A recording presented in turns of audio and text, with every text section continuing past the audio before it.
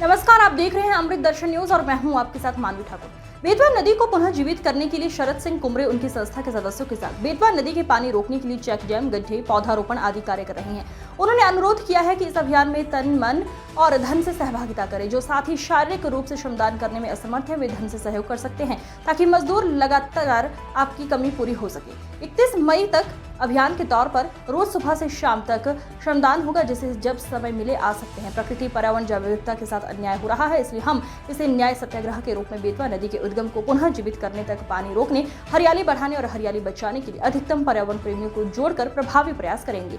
ये उल्लेखनीय है कि कुछ संस्थाएं, पर्यावरण कार्यकर्ता समाज से भी जुड़कर प्रयास कर रहे हैं। आपसे भी अपेक्षा है कि न्याय सत्याग्रह हम श्रमदान करके अर्थात अपना पसीना बहाकर सरकार, ग्रामवासियों को भी बेतवा नदी के लिए कुछ प्रभावी करने के लिए न्याय सत्याग्रह करेंगे।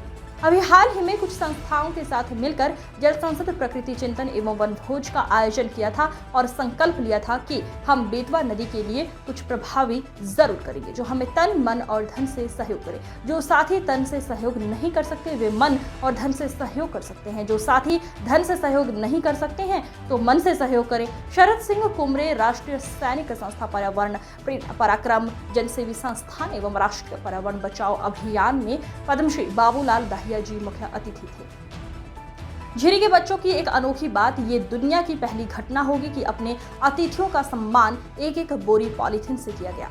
जल संसद के आयोजन की तैयारी को लेकर झिरी और गांव के बच्चों के साथ चर्चा हुई।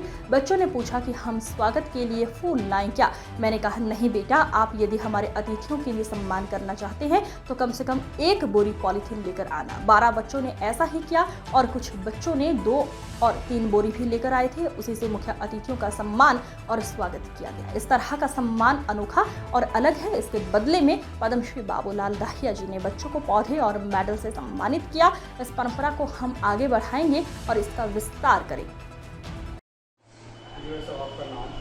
मैं शरद सिंह कुमरे हूँ, सामाजिक कार्यकर्ता हूँ और राष्ट्रीय पर्यावरण बचाओ अभियान और पराक्रम जनसेवी संस्थान का सदस्य हूँ मैं। और हमने विश्व जैव विविधता दिवस के अवसर पर जो बेतवा का उद्गम स्थल है, बेतवा नदी का, वहाँ पर झिरी गांव है वहाँ, तो वहाँ पर हमने जल संसद, प्रकृति चिंतन और वन भोज का आयोजन किया था, जिसका मकसद था कि जो बेतवा का उद्गम स्थल सूख गया है उसको पुनर्जीवित करने के उद्देश्य से जो जनता को जागृत करने का था। और नदी जो सूख गई है, नदी का उद्गम स्थल, उसको पुनर्जीवित करने का उद्देश्य था, क्योंकि वो यमुना नदी की सहायक नदी भी है बेतवा। फिर से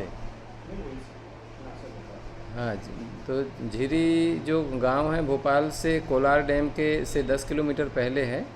और भोपाल के इतने करीब होने के बाद भी वहाँ से ग्राउंड वाटर आता था, जो बेतवा नदी का उद्गम स्थल माना जाता है। तो वहाँ हमने जो जल संसद और प्रकृति चिंतन का आयोजन किया था, उसमें विभिन्न समाज सेवी अलग अलग संगठन के लोगों ने भाग लिया। उसमें राष्ट्रीय पर्यावरण बचाओ अभियान, पराक्रम जनसेवी संस्थान के अलावा और भी संस्थाएं थी जिन्होंने उसमें भाग लिया। और इसका मकसद ये था कि उस नदी को बचाने के लिए हम सब क्या कर सकते हैं। तो उसमें चिंतन यही हुआ, उसमें निर्णय यही हुआ कि व्यायामशाला, गौशाला, पाठशाला और घर के पीछे बाड़ी, इस कंसेप्ट के तहत उस गांव को एक हरा भरा, साफ स्वच्छ बनाया जाए।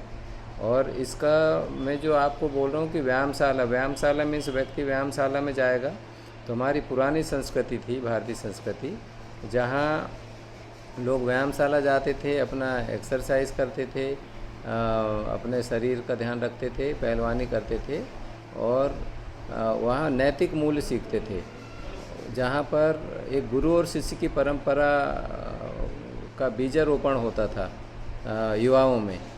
तो वो नैतिक जो मूल्य हैं वो जिंदा रहते थे। अब वो ख़त्म होते जा रहे हैं धीरे धीरे, गुरु और शिष्य की परंपरा दूर होते जा रही है। इससे देश का काफ़ी हानि हो रही है, क्योंकि जहाँ गुरु का सम्मान नहीं होता किसी समाज में, तो वो समाज जो है अच्छे से विकास नहीं करता है। बेतवा नदी का जो उद्गम स्थल है जहाँ पर जो झील बोली जाती है वो सूख चुकी है, जी तो उसके लिए आप लोग क्या प्रयास कर रहे हैं? वही हम कर रहे हैं, वही हम बताना चाह रहे हैं कि जब कोई गांव एक जैसे व्यायामशाला में जाएंगे तो लोग उनको दूध घी दही का सेवन का आदत पड़ेगा, फिर वो जो गुटखा तंबाकू और शराब का जो नशा करते हैं उससे दूर रहेंगे, फिर वो गौ पालन करने के लिए मजबूर होंगे क्योंकि उनको दूध घी दही की आवश्यकता पड़ेगी। तो गौ पालन करेंगे तो वो पशुधन का पालन करेगा, उससे फिर जो गोबर प्राप्त होगा या गौ का जो पेशाब प्राप्त होगा तो उससे रासायनिक खेती जो अभी हो रही है उससे छुटकारा मिलेगा। और फिर पाठशाला, तो पाठशाला के सेंस है कि शिक्षा अच्छी व्यवस्था हो, वहाँ पर बच्चे पढ़ें, उनको लाइब्रेरी वगैरह खोलेंगे। और चौथा जो है घर के पीछे बाड़ी, तो जो आप बोल रहे हैं ना कि बेतवा को कैसे लाभ होगा, तो ये सब चीज़ें करते करते क्या है उनमें एक जागरूकता आएगी और वो स्वयं अपने अपने हिस्से का पानी रोकने के लिए मजबूर होंगे। तो अपने अपने खेतों में वृक्ष लगाएं, पौधे लगाएं, अपने अपने खेतों में पानी रोकने की व्यवस्था करें, छोटे छोटे गड्ढे बनाएं और जो चेक डैम बनाएं। और जो मतलब मकसद ये है कि दौड़ते हुए पानी को चलना सिखाना है और चलते हुए पानी को रुकना सिखाना, ताकि पानी जो तेज़ी से वर्षा का जो जल है वो सीधे समुद्र की ओर तेज़ी से बहता है, तो वो उसको नीचे ज़मीन के अंदर उतारना, ये हमारा उद्देश्य है। तो ये और फिर वृक्ष लगेंगे तो वृक्ष भी जो है पानी को प्रोटेक्ट करके रखते हैं, हरियाली रहेगी तो वहाँ का तापमान नियंत्रित रहेगा। तो ऐसे में धीरे धीरे क्षेत्र में जैसे हर बाड़ी में 25-30 फलदार पौधे हो जाएंगे तो उस गांव में कुपोषण दूर होगा, और कुपोषण दूर होगा और कुछ वो घर में फल मिल जाएंगे उनको और कुछ फल वो बेच देंगे, तो उनकी आर्थिक स्थिति भी अच्छी होगी और नशा से छुटकारा मिलेगा क्योंकि वो फिर स्वस्थ रहेगा गांव और लोग जागरूक होंगे। ये हमारा करने का मकसद है कि व्यायामशाला, गौशाला, पाठशाला और घर के पीछे बाड़ी। तो इससे क्या है कि गांव में नशा की भी प्रवृत्ति होती तो उससे दूर रहेंगे और सर्वांगीण विकास हो गांव का, हेल्दी, जो एक जो सेल्फ सस्टेनेबल जो विलेज होते हैं ना, वो कंसेप्ट है। तो उससे क्या है कि हमारे गांव का विकास होगा झीरी का और एक आदर्श गांव बनेगा। और यदि उसका जो उद्गम स्थल जीवित हो गया तो उससे करोड़ों लोगों को लाभ होगा, क्योंकि नदी को बचाना बहुत आवश्यक है। उसके लिए जो है सरकारी प्रयास भी हुए हैं, पर उन्होंने क्या है कि वहाँ उद्घाटन वगैरह किया था काम करने के लिए, पर अभी कुछ उनकी गतिविधि नहीं हो रही है। तो हम चूँकि समाज सेवी हैं, पर्यावरण प्रेमी हैं, तो हम लोग कई संस्थाओं के साथ मिलके हम वहाँ उस नदी के उद्गम स्थल को पुनर्जीवित करने के लिए काम कर रहे हैं। जी, ये जो जल संसद और प्रकृति चिंतन का कार्यक्रम हुआ था, उस दौरान क्या हुआ था कि बच्चों ने पूछा कि हम आपका सम्मान कैसे करें।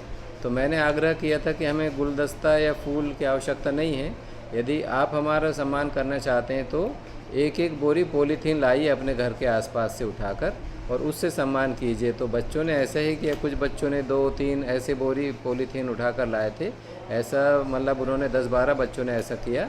तो ये दुनिया का पहला एग्जाम्पल है जहाँ पर एक बोरी पॉलीथीन से एक अतिथि का सम्मान किया गया। दूसरा एक आयोजन भी हमने किया था कि पॉलीथीन लाओ सम्मान पाओ प्रतियोगिता, ये भी दुनिया की पहली प्रतियोगिता है जिसमें हम लगातार ये काम कर रहे हैं कि पॉलीथीन लाओ सम्मान पाओ। तो इसमें हम लोग क्या है कि अलग अलग टीम बनाते हैं और टीम के माध्यम से लोग पॉलीथीन उठाते हैं प्लॉगिंग के माध्यम से और पॉलीथीन लाते हैं, और जिनका ज़्यादा होता है वो उनको फर्स्ट, सेकंड, थर्ड ऐसा घोषित किया जाता है और उनको प्रोत्साहित किया जाता है।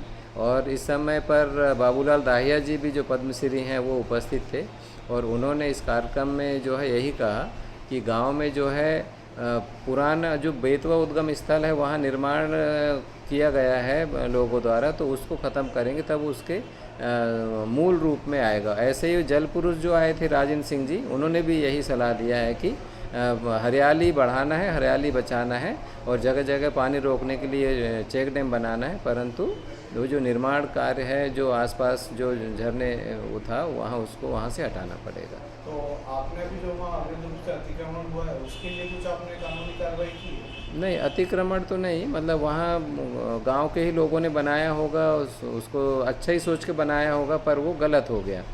मतलब निर्माण कार्य नहीं होना था उसके आसपास, क्योंकि उसके कारण से पानी अवरुद्ध हुआ है। और बाकी पेड़ वगैरह कटे हैं, मतलब पेड़ घटे हैं, तो हमको हरियाली बढ़ाना है और बचाना है ताकि वहाँ पुनर्जीवित हो जाए नदी। ये हमारा। और देखिए इसमें ऐसा है कि सरकार और समाज और व्यक्ति इन सभी के सहयोग से होगा, कोई एक व्यक्ति इसके लिए नहीं कर सकता है। बड़ा काम है तो इसको सबको मिलकर करना चाहिए। धन्यवाद।